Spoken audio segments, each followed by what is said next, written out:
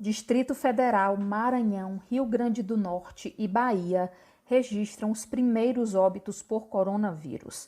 Com 260 casos de Covid-19, o Distrito Federal confirmou neste domingo a primeira morte em decorrência do coronavírus em seu território. Trata-se de uma mulher de 61 anos que teve contato com paciente confirmado de Covid-19. Ela apresentava comorbidades e morreu vítima de uma parada cardiorrespiratória no dia 23, no Hospital Regional da Asa Norte, em Brasília. De acordo com a Secretaria de Saúde do DF, o primeiro exame específico para Covid-19 da paciente teve resultado inconclusivo no laboratório central. Uma segunda amostra positiva. A contraprova foi realizada no laboratório da Fiocruz, que só nesta madrugada confirmou positivo para novo coronavírus. A Secretaria de Saúde informou que a mulher era moradora de Brasília. As pessoas que tiveram contato direto com a vítima estão sendo monitoradas pela autoridade sanitária do DF.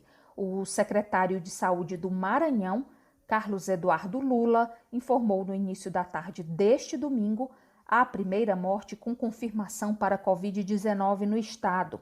Pelo Twitter, o secretário disse que, em respeito ao protocolo clínico, só poderia informar que se trata de um homem com 49 anos e histórico de hipertensão. O paciente era de São Luís. Nesta segunda-feira, uma coletiva dará mais informações sobre a morte no Maranhão. Esta manhã, o governador da Bahia, Rui Costa, anunciou o primeiro óbito por coronavírus no estado, um homem de 74 anos que estava entubado há vários dias, morreu em um hospital particular. Na noite de sábado, a Secretaria de Saúde do Rio Grande do Norte confirmou a primeira morte pelo novo coronavírus no estado. A vítima, um homem de 61 anos, com histórico de diabetes e que teve contato com um caso suspeito. O caso ocorreu na cidade de Mossoró. Com essas informações, sobe para 14 o número de estados com registro de óbito por coronavírus. Da Rádio Nacional em Brasília, Renata Martins. A Confederação da Agricultura e Pecuária do Brasil, CNA, informou que o Ministério da Infraestrutura atendeu às demandas de produtores rurais de todo o país e estabeleceu medidas para garantir o transporte de alimentos e insumos agropecuários durante a pandemia do coronavírus. Há denúncias de bloqueios de trechos nas rodovias e de falta de estruturas de apoio aos caminhoneiros, como restaurantes, oficinas e borracharias. O Ministério da Infraestrutura decidiu suspender a pesagem de caminhões por 90 dias e realizar a automatização da passagem de caminhões nas praças de pedágio para que, dessa forma, o caminhoneiro tenha a cancela liberada sem a necessidade de ter contato com a cabine de pedágio, reduzindo a contaminação. Também foram implantados dispositivos com álcool em gel para usuários nas praças de pedágio. Outra iniciativa foi o lançamento do aplicativo InfraBR, que auxilia o governo a levantar condições de saúde do caminhoneiro. Aproximadamente 15 mil motoristas já se cadastraram. As solicitações dos produtores rurais estão sendo feitas pelo número de WhatsApp DDD 61, número 933007278. Da Rádio Nacional em Brasília, Nádia Fagiani. Em coletiva de imprensa realizada neste domingo, o prefeito Marcelo Crivella afirmou que moradores de rua já começaram a ser abrigados no Sambódromo e idosos moradores de favelas em hotéis. 140 pessoas em situação de rua já foram acolhidas lá no Sambódromo. O Sambódromo já está recebendo. Os hotéis começaram a receber os idosos, mas até ontem, embora os hotéis sejam espetaculares e tenham acomodações muito boas, enquanto essa informação não for, eu diria, sedimentada, enquanto as pessoas não tiverem um tempo para pensar e avaliar e tal, o número de idosos tem sido pequeno. Até o princípio de ontem, hoje à noite às 6 horas, a nossa secretária vai nos dar os números atuais, mas só tinha um idoso em um hotel aqui na Barra da Tijuca. O prefeito reafirmou também sua intenção de ordenar a volta às aulas em meados de abril e explicou como ela se daria. Seria uma volta escalonada. Isso vai depender, claro, das reuniões que temos aos domingos, às 3 horas da tarde, aqui no nosso gabinete de crise, com todos os cientistas municipais. Imagine, por exemplo, as crianças de 0 a 9 anos. Não há casos no mundo de mortes. Imagina se elas convivem em casa com o pai, a mãe e os irmãos. Não convivem com os avós. Essas crianças poderão voltar. O município do Rio de Janeiro tem 489 casos confirmados de coronavírus e uma morte até agora. Da Rádio Nacional do Rio de Janeiro, Carol Barreto. Olá, meus queridos. Deus abençoe a todos. Só para você ter noção do tamanho da responsabilidade de cada brasileiro que mora em cada um dos mais de 5 mil municípios, né, brasileiros, de fiscalizar a aplicação dos recursos para aplicação nessa pandemia. Você saiba que o Distrito Sanitário Especial Indígena, né, Caiapó, que é lá no Mato Grosso, recebeu 57 milhões para o combate da Covid-19.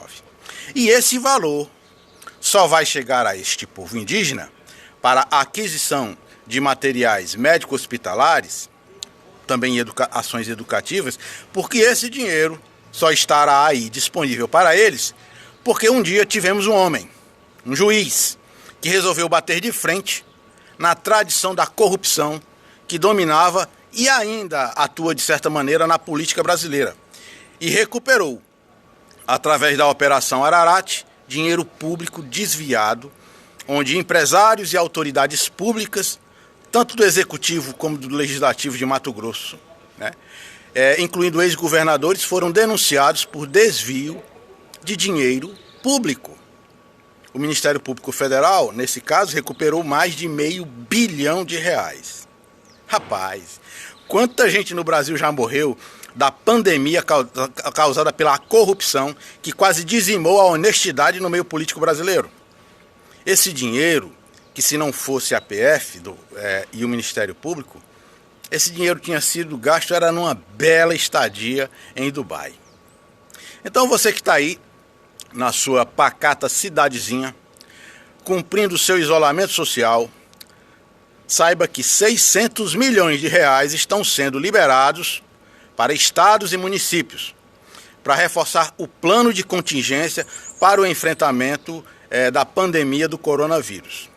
Esses R$600 milhões se somam a outros 400 milhões que já haviam sido enviados a todos os estados da federação, ainda neste mês de março.